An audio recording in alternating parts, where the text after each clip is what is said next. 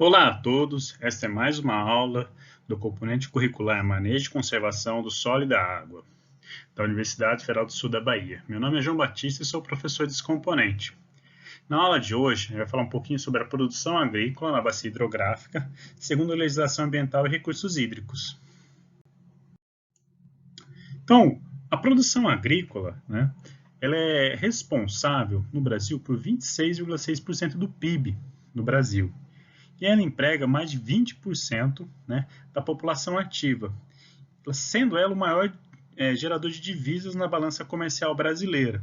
Daí a importância que nós temos da produção agrícola e agronegócio. Ela gera tantas divisas, a produção agrícola é composta principalmente por atividades que são potencialmente poluidoras e podem degradar o meio ambiente. Por isso, apesar da produção agrícola ter uma importância muito grande econômica, ela também tem um impacto ambiental muito grande. Então, nós devemos cuidar muito bem e manusear muito bem essa produção para que ele possa produzir da melhor forma eficiente e da maneira mais sustentável, causando menor impacto ambiental. E quais são os impactos ambientais na produção agrícola? O desmatamento, que é a supressão da vegetação nativa, supressão da vegetação de uma forma geral, que reduz a infiltração da água no solo, causa a erosão, por conta do aumento do escoamento superficial, a perda de biodiversidade, por conta do desmatamento, esgotamento da quantidade e qualidade de água, ou seja, por redução da infiltração da água e maior aumento da erosão e escoamento superficial, a poluição atmosférica, ou por conta da pulverização de partículas de solo ou pela pulverização de pesticidas, a desertificação, o mau manejo do solo, e geração de resíduos, esses resíduos que muito bem podem voltar para a própria agricultura, quando bem manuseados, e aumentando a produção agrícola. Então, os impactos ambientais da produção agrícola eles são geralmente muito atrelados entre si. Eles fazem um ciclo entre eles. E eles também são retroalimentativos. Enquanto você potencializa os outros vão também ser potencializados. Então, uma forma, ou seja, você causando problemas de erosão no seu solo, aqui tem um problema de erosão no solo aqui, ou seja, a perda de solo, que vai reduzir, isso aqui a erosão ocorre pela supressão da vegetação, aumento de diminuição da infiltração vai ocorrer aqui também, e vai ter um aumento desse escoamento superficial aqui, provocando essa erosão, provoca o quê? O nosso assoreamento de rios. Esse assoreamento de rios, que também causa, ou seja, pelo aporte de nutrientes, esse escoamento superficial, causa também eutrofização dos corpos hídricos, ou seja, a perda da qualidade da água também. Então, nós temos perda de quantidade e qualidade aqui no exemplo. E a produção agrícola versus meio ambiente. O comércio entre países, a legislação ambiental e as barreiras tarifárias, elas foram responsáveis por uma série de adequações no agronegócio. Exemplo aqui no extremo sul, da produção de silvicultura. As certificações ambientais na produção de eucalipto melhoraram muito essas questões ambientais aqui, visto que a produção de eucalipto precisa necessariamente estar adequada com isso e precisa dessas certificações. Então, ela tem que cumprir a legislação ambiental vigente do país para que ela possa receber essas certificações ambientais, para poder vender para o exterior. Em relação às normas ambientais, que antes pareciam meras imposições, hoje elas fazem um consórcio, ou seja, elas permitem que o produtor garanta um melhor negócio nessa venda. Então, elas reconhecem como patrimônio natural de conservação. E a intenção é que o setor rural se torne um aliado dessa conservação ambiental. Nesses termos, o produtor rural ele é um verdadeiro guardião do meio ambiente, para que ele possa possibilitar o desenvolvimento sustentável da nossa região. Através só dessa harmonia, que a gente pode ter uma produção no país que possa ter sustentabilidade mas que ela seja também sujeita às restrições conforme as disposições legais e vigentes no país. Então, quais são os princípios do direito ambiental no Brasil? Na Constituição Federal, né, nós temos o princípio do desenvolvimento sustentável, que é a compatibilização entre o desenvolvimento socioeconômico e a proteção do meio ambiente e a preservação da qualidade do meio, ou seja, sociedade e meio ambiente de mãos dadas. O princípio do poluidor-pagador, né, aquele que poluir deve arcar com os custos de reparação do dano. Apesar de que o princípio do poluidor-pagador, hoje se tem uma ideia muito melhor da questão de pagamentos por serviços ambientais. Ao invés de simplesmente só punir quem deteriora o meio ambiente, nós deveríamos bonificar quem faz o contrário, ou seja, quem protege o meio ambiente. Então, é muito vigente isso, o princípio de pagamentos por serviços ambientais hoje, né? Exemplo, produção de água, né? O caso de Extrema, ou o programa produtor de água. É um pagamento por serviço ambiental, ou seja, o produtor está fazendo boas práticas, né? E ele recebe por ter essas boas práticas. Princípio da preservação, né? Prevenir a ocorrência de dano ambiental, né? Os instrumentos são os relatórios de impactos ambientais. E os princípios da participação, que é a ação conjunta entre sociedade e poder público na proteção do meio ambiente, ou seja, deve ter uma ação conjunta, né, entre sociedade e poder público para que possa ter o melhor preservação. Nós temos a princípio da função socioambiental na propriedade. O direito de propriedade deve ser exercido levando-se em conta a noção de sustentabilidade ambiental, ou seja, você não pode simplesmente fazer o que quer na sua propriedade. Princípio do limite. A administração tem o dever de estabelecer os padrões de emissão de partículas, ruídos e a presença de corpos estranhos no ambiente. Principalmente, no quesito do princípio do limite, o CONAMA, né, faz muito dessas resoluções do CONAMA e estabelece esses limites. Exemplo, enquadramento de corpos hídricos, né, a partir de determinados elementos. Princípio da cooperação entre povos. A cooperação internacional para a preservação do meio ambiente determina que, resguardada a soberania nacional e a ordem pública e os costumes, o governo prestará no que concerne ao meio ambiente a necessária cooperação entre países, né? Então, os aspectos legais na propriedade rural. A partir de 2012, nós tivemos um novo Código Florestal, que é a Lei 12.651. Né? Nela, nós temos as áreas de proteção permanente, as famosas APPs. São áreas protegidas por cobertura vegetal ou não, nativa ou não, com função ambiental de preservar os recursos, né? Hídricos, a paisagem, a estabilidade geológica, a biodiversidade, facilitar o fluxo gênico da fauna e flora, proteger o solo e assegurar o bem-estar das populações humanas. Nessas APPs não é permitida a supressão vegetal ou exploração, exceto quando autorizado por órgão ambiental competente, né? Nós temos 2 artigos dentro da lei que permitem esse uso restritivo. E nós temos uma anistia para o desmatamento antes de 22 de junho de 2008, somente para áreas consolidadas. Tá? Para mim, isso é um retrocesso. No caso aqui, nós tínhamos um Código Florestal de 65, já. Nesse código já existia todos esses marcos das áreas de preservação permanente, de proteção permanente, porém ela não tinha o cumprimento legal disso tudo. Então essa anistia se dá no quê? As áreas que estiverem, né, consolidadas até 22 de junho de 2008, que a data se refere porque foi a lei da publicação da Mata Atlântica, então elas têm uma anistia para isso daí. Elas não precisam fazer a recomposição dessas áreas de APP nos termos da lei, né? Ela tem um termo específico para fazer a recomposição, menor. Tá? Enquanto que os demais, a partir de 22 de junho de 2008, se ocorreu o desmatamento, a supressão vegetal dessas APPs após essa data, elas estão... No trâmite da lei, elas vão ter que fazer essa recomposição dessas APPs, né? Que gera um TAC, termo de conduta, né? Termo de ajuste de conduta. As áreas de proteção permanente, as APPs, né? elas são delimitadas, primeiro, por matas ciliares. Aí as matas ciliares são aquelas matas ao redor do rio, e ela vai variar de acordo com a largura do rio, né?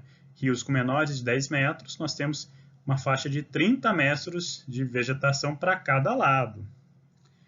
Rios para 50 metros, ou seja, de 10 a 50 metros, a largura do rio, nós temos 50 metros de vegetação nativa. De 50 a 200 metros de largura, nós temos uma faixa de 100 metros de vegetação nativa, até chegar a uma faixa de 500 metros, ou seja, meio quilômetro, para rios de largura maiores que 600 metros. Tá? Muito difícil você ver isso na prática ocorrendo. É por isso que a lei, o Código Florestal Antigo era pouco respeitado no Brasil. Né? Temos ao redor de lagoas, lagos e reservatórios naturais ou artificiais, né, sendo que naturais 100 metros de faixa de 100 metros na zona rural para lagos maiores que 20 hectares, né, e menores de 50 metros e 30 metros na zona urbana. Também muito difícil observar esse tipo de APP, tanto na área rural quanto na área urbana. Né? E lagos artificiais, ou seja, uma faixa de 15 metros para lagos com até 20 hectares. Continuando nas áreas de proteção permanente, nós temos nas nascentes, ou seja, a nascente ela tem que ter uma proteção de raio mínimo de 50 metros. Nesse caso aqui eu achei que foi um retrocesso, porque existia uma resolução CONAMA que dizia que a cabeceira, a área de contribuição da nascente deveria ser preservada também, o que faz muito sentido, mas pela lei nova não é necessário mais. Topo de morros, né, ou seja, os topos de morros são áreas de divisa de delimitação de divisores de água também, né, e eles permitem grandes recargas dos lençóis freáticos, né, declividades superiores a 45%, ou 45 graus ou 100%, né, restingas, dunas, bordas ou tabuleiros, altitudes superiores a 1.800 metros, né, manguezais, divisores de águas, locais permanentes pertinentes à fauna e à flora, e definidas pelo poder público. Né? Então, essas são as áreas de proteção permanente pelo Código Florestal. Aqui nós temos alguns exemplos, né? Ou seja, aqui nós temos uma nascente vegetada, né? Nesse caso, uma proteção. Aqui nós temos a mata ciliar, né? Dos dois lados, aqui. E aqui nós temos um topo de morro, nessa imagem aqui, né? Totalmente vegetado, uma propriedade agrícola. Tá? E um exemplo aqui da utilização de sistemas de informação geográfica, né, e modelos digitais de elevação para definição dessas áreas de APP. Então, nós utilizamos a tecnologia para a definição, onde as áreas em vermelho dessa imagem, essa aqui é a imagem original, né, que tem um zoom nessa faixa aqui, e foi utilizada aqui para a definição das áreas de proteção permanente, onde as áreas em vermelho são as áreas de proteção permanente, né, aqui nós temos as nascentes, e as áreas em vermelho aqui são as matas ciliares que deveriam ser preservadas. Então, nós conseguimos, por geoprocessamento, fazer uma análise comparativa com imagem de satélite, né, e ver se está sendo cumprida ou não a legislação. Facilmente se consegue ver isso. Outro aspecto, né, da lei, do Código Florestal, é a reserva legal. Né? Aqui nós tivemos um outro retrocesso também. Na reserva legal, né, que é uma área localizada no interior de uma propriedade, né, ou posse rural, ela é determinada nos termos do artigo 12 da lei, com a função de assegurar o uso econômico, né, de modo sustentável dos recursos naturais do imóvel rural, auxiliar a conservação e a reabilitação dos processos ecológicos e promover a conservação da biodiversidade, bem como o abrigo e a proteção da fauna silvestre e da flora nativa. A área da reserva legal ela deve ser averbada na matrícula do imóvel, tá? Não podendo ser alterada. E agora também ela deve estar no CAR, ou seja, no Cadastro Ambiental Rural. Né? Ele deve ter esse marco, ou seja, ela deve ser georreferenciada. O sistema CAR é um sistema georreferenciado, onde você delimita sua área, suas reservas legais e suas áreas de proteção permanente e joga no Cadastro Ambiental Rural da propriedade. Tá? Hoje, quem não tem cadastro ambiental rural, né, o CAR, que é obrigatório, não existe mais anistia para isso, ou seja, todo mundo tem que ter na propriedade rural, né, porque é um sistema uniformizado, e esse foi um grande avanço na lei, que fica totalmente, o sistema ele cria e fica mais fácil a fiscalização, apesar de que o Estado, nesse sentido, ele não deu suporte para que o CAR pudesse ser implementado, simplesmente na definição de cumpra-se a lei, né, e não dando um respaldo ou instrução suficiente para que os municípios e estados conseguissem fazer uma regularização disso daí, né. Então, a área de reserva legal ela é variável dependendo do bioma. Quando é na Amazônia Legal, né, ele tem situado 80% do imóvel, né, ele é uma reserva legal, quando é situado na área de floresta. Situado na área de cerrado, 35% da área da propriedade tem que ser deixado como reserva legal, né? Nos Campos Gerais, 20%. Nas demais localidades do país, se tem também 20%. No caso da Mata Atlântica, né, 20% da propriedade deve ser reserva legal. Quando a gente faz o estudo aqui das áreas de vegetação nativa no extremo sul da Bahia, a maioria dos municípios, né, temos municípios que não tem 20% de vegetação nativa, né? Então, está aí um exemplo que nós não conseguimos manter esses 20% de reserva legal, né? As reservas legais devem ser preferencialmente próximas ou consolidadas com as APPs, para aumentar, né, essas áreas e permitir maior fluxo gênico. Os comitês de bacias hidrográficas eles podem definir as áreas prioritárias para as reservas legais das propriedades, né, quando dentro da bacia hidrográfica a propriedade. Então, o poder público ele tem alguns meios que você pode reduzir a reserva legal para fim de recomposição, ou seja, vai ter que recompor a reserva legal da propriedade. E aí tem alguns artifícios. Quando o município tiver 50% da área ocupada por unidade de conservação ou terras indígenas, ou quando o Estado, né, pode reduzir em 50% quando ele tiver um zoneamento ecológico econômico aprovado. Então, e mais 65% do território ocupado por unidades de conservação da natureza e domínio público. Muito difícil algum Estado se enquadrar nisso. É admitido o computo das áreas de preservação permanente no cálculo percentual da reserva legal do imóvel, desde que não implique a conservação de novas áreas para o uso alternativo do solo e a área a ser computada esteja conservada ou em processo de recuperação. O proprietário ou possuidor do imóvel tenha requerido inclusão do imóvel no Cadastro Ambiental Rural, no CAR, né? Ou no caso da Bahia, o CEFIR, tá? Que é a mesma coisa que o CAR, só que o CEFIR na Bahia veio antes que o CAR. A Bahia se adiantou nesse processo. É permitida a exploração da reserva legal na forma de manejo florestal. Nesse caso, né, não é permitida a supressão da vegetação, mas a exploração por manejo florestal, sim. Caso não exista reserva legal na propriedade, e aí você vai ter obrigatoriedade de recomposição da vegetação para a mesma, tá? E aí, nesse caso, entra a questão da anistia, tá? Se estiver na anistia, ele vai poder recompor sem ter penalidade. Se ele não entrar na questão da anistia, ele vai ter que recompor tendo ainda a penalidade disso.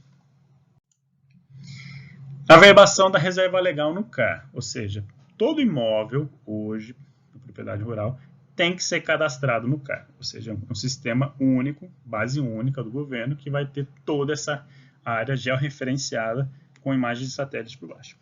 Para fim das leis, né, entende-se que o tratamento é dispensado aos imóveis de agricultura familiar e as propriedades rurais com até 4 módulos fiscais. O que são 4 módulos fiscais? O módulo fiscal ele varia de acordo com o estado ou em município, né? No caso de Teixeira de Freitas, né, o módulo fiscal é de 35 hectares. Né? Na Amazônia, por exemplo, passa de 600 hectares o módulo fiscal. Então, 4 módulos fiscais aqui em Teixeira de Freitas, né, se compete em 4 vezes, são 120, 120, 140 hectares. Ou seja, uma propriedade de 140 hectares é considerado um imóvel de agricultura familiar aqui. Aqui nós temos exemplos de reservas legais, no caso aqui, desse lado, uma reserva legal. Nós temos um exemplo aqui de uma mata ciliar aqui no meio, uma região de baixada, né? Aqui nós temos uma outra mata ciliar, fazendo um cinturão, né? Se você fizer a recomposição dessa mata ciliar junto com a reserva legal, ela vira um corredor ecológico, né? Permitindo o fluxo da fauna aqui, tá? E aqui nós temos um exemplo de baixada, nós temos a nossa reserva legal com áreas araucárias aqui, né? E aqui nós temos um mau exemplo, ou seja, a reserva legal e a mata ciliar, né, principalmente a mata ciliar não tendo grande faixa aqui.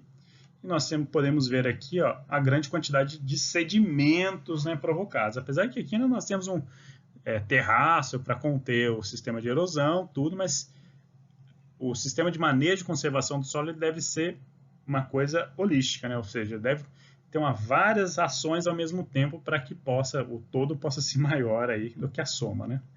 Então, não é só o terraço que vai ajudar. Então, você tem que ter terraço, tem que ter uma vegetação de recomposição de mata ciliar adequada, nós temos que ter um plantio direto, no caso aqui que o solo está completamente nu, ou seja, vai permitir o aumento dessa erosão, né? Então, não adianta simplesmente uma única ação. E o histórico da legislação dos recursos hídricos no país, né? No Brasil, a primeira legislação a versar sobre a questão das águas foi o Código das Águas, né, no decreto 24.643 de 1934. Né? Ele priorizava o setor elétrico por conta das hidrelétricas, né? Que ele dispõe sobre classificação e utilização dos corpos hídricos, um grande avanço já, que as águas são de domínio público, um ótimo avanço, ou seja, não bem privado. O uso comum das águas pode ser gratuito ou retribuído, conforme as leis e regulamentações das circunstâncias administrativas a que pertencem, né? No caso aí, somente em 97 foi aplicado esse processo, com a Lei 9.433, que falava sobre a outorga, né, do uso da água e o pagamento pelo uso da água, né? Já em 34 já falava sobre a outorga do uso da água, ou seja, para captar água você deveria ter uma licença. Que mesmo apesar da lei de 97 já existir, né, ainda hoje é pouco aplicado a outorga, sendo a maioria das captações clandestinas, tá bom? Então, em 97, com a Lei 9.433, que ela definiu a Política Nacional de Recursos Hídricos e o Sistema Nacional de Gerenciamento de Recursos Hídricos, né? E os princípios e os instrumentos da gestão são plano de recursos hídricos, ou seja, a bacia hidrográfica ela deve ter um plano de recursos hídricos, deve fazer o levantamento desses corpos hídricos, né? O enquadramento desses corpos, para saber o quanto que vai poder fazer de disponibilidade hídrica, a qualidade dessa água e a quantidade dessa água. O outro princípio, outro instrumento é a outorga de direito do uso das águas, ou seja, é outorgar, é dar o direito para o uso da água através de um ato, né? A cobrança pelo uso da água. É importante a cobrança pelo uso da água porque esse dinheiro reverte para o Comitê de Bacias para que possa fazer ações dentro da nossa bacia hidrográfica e fazer melhorias e promover projetos dentro ali. Enquadramento dos corpos hídricos, né, que é previsto pela resolução CONAMA, você faz o enquadramento e a partir só do enquadramento você consegue falar se ela é apta ou não ao uso, né, se ela pode ser utilizada após ou não tratamentos, ou ela não é possível o uso dela. Que nós temos o sistema de informações sobre recursos hídricos, né, que um exemplo aqui é o HidroWeb, que você permite baixar dados de informações sobre recursos hídricos e promover trabalhos, que é o caso do nosso exemplo aqui, nosso grupo de pesquisa. Ele baixa esses dados, utiliza desses dados e começa a utilizar. Um dos exemplos é o que nós estudamos, o rio Itanhem, e nós descobrimos que nas duas estações o volume de água ao longo do tempo está diminuindo. Por conta do quê? Porque nós temos esses dados, essas informações são gratuitas e permite que nós fizemos estudos e conseguimos cobrar ao poder público ações para que isso possa ser revertido. Né? Além da Lei 9.433 de 97, que é a nacional, a Bahia, né, teve a Lei Estadual 11.612 de 2009, que fala sobre a política estadual de recursos hídricos. Né? Então, toda atividade que tem um sistema de irrigação, captação, barramento ou lançamento de efluente, né, o lançamento, ou seja, você despejar um efluente, um corpo hídrico, é necessário um pedido de outorga. Tá? E essa outorga ela é expedida pela Agência Nacional de Águas e Saneamento ou por um órgão estadual. Exemplo, o INEMA. E vai depender do corpo hídrico. Por que depende do corpo hídrico? Se o rio cortar 2 estados, nós falamos que ele é um rio de competência da União. Então, é um rio que a outorga deve ser expedida pela ANA. Se um rio não corta 2 estados, nós falamos que ele é competência estadual. No caso aqui, se a gente for pedir outorga, é o INEMA que emite. Né? A outorga ela depende da vazão de referência. Na Bahia, né, a vazão de referência é Q90 e é permitido 80% da Q90 para a outorga. Não que um único pedido vai ser 80% da Q90. A soma de todas as outorgas deve ficar em 80% da Q90, que é muita coisa. Tá? Q90 é a vazão de permanência, que, ou seja, em 90% do tempo é a vazão mínima que se tem em 90% do tempo. Né? 90% das frequências de vazões. E vai depender também da disponibilidade hídrica da bacia. Tá? Em alguns casos, a outorga é suspensa por conta de quê? Conflitos do uso da água, que não dá mais para outorgar mais ninguém, porque tem que ter uma vazão que nós chamamos de vazão ecológica. Ou seja, no caso da Bahia, a vazão ecológica é 20% da Q90, ou seja, no mínimo deve ter sempre passando no corpo hídrico 20% ali, para assegurar, tá, a fauna e a flora do local. A outorga, hoje em dia, é conjunta com licenciamento ambiental na atividade agrícola. No caso da Bahia, né, a gente tem uma morosidade muito grande na emissão das outorgas. Ou seja, o proprietário necessita fazer a outorga, faz um pedido e não demora meses, demora anos para sair essa outorga. Então você tem uma morosidade e acaba empurrando grande parte dos produtores rurais para a captação clandestina por conta dessa demora do pedido ser liberado. Então, a mensagem final é que não basta simplesmente entender as normas legais. Você também pode contribuir para as boas práticas agrícolas para o desenvolvimento sustentável e agir com maior responsabilidade socioambiental. Não adianta a gente simplesmente cumprir a legislação. Tá? Nós vimos que grande parte das práticas agrícolas do manejo e conservação do solo e da água, além de fazer a parte vigente, a parte legal, né, nós podemos aumentar a nossa produção, né, e ainda aumentando e tendo um maior desenvolvimento sustentável das nossas áreas. Então, boas práticas agrícolas, né, com responsabilidade socioambiental, vão te atender quanto a isso. E aqui tem um modelo, né, de uma propriedade ambientalmente legalizada, né, ou seja, você tem umas áreas de pastagem, você tem uma diversidade, você tem pastagens, você tem matas ciliares aqui ao longo do rio, né? Você tem plantios em curvas de níveis, né? Ou seja, mantendo aqui, ajustando a aptidão do nosso terreno, do nosso solo, plantio direto para que sempre tenha cobertura vegetal na nossa propriedade, né? Você tem mais de um tipo de cultura na sua propriedade, né? Você tem áreas de reserva legal na sua propriedade, reservatórios de água artificiais, né? Então você tem uma série de integrações para que você possa ter produção agrícola e respeitando o meio ambiente.